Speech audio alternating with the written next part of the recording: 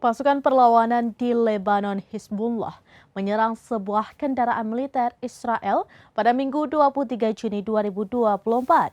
Serangan itu menyebabkan tentara Zionis tewas di tempat.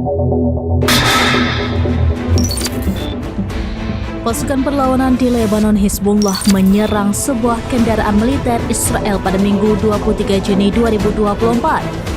Serangan itu menyebabkan tentara Zionis tewas di tempat. Kendaraan militer tersebut diserang sekitar situs Metula di wilayah utara Palestina yang diduduki. Sebelum menyerang, mereka terlebih dahulu melakukan pemantauan dan antisipasi. Dikutip dari Al-Mayadin, perlawanan mengakui operasi militer dilakukan dengan peluru kendali, menghasilkan serangan langsung dan mengakibatkan hancurnya kendaraan Israel.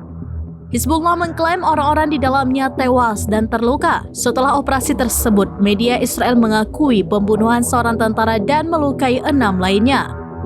Disebutkan terjadi baku tembak yang intens dan penembakan mortir ke sebuah lokasi di Metula untuk menghalangi evakuasi korban. Sebuah kendaraan milik kelompok kesiapsiagaan terkena rudal anti-tank. Serangan tersebut disebut-sebut sebagai insiden yang rumit.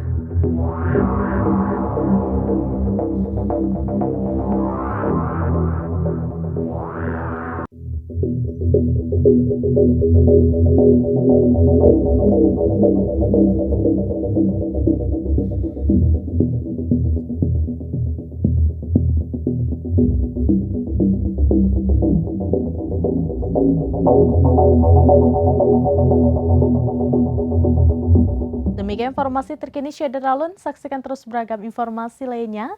Jangan lupa like dan share seluruh akun serambinews.com.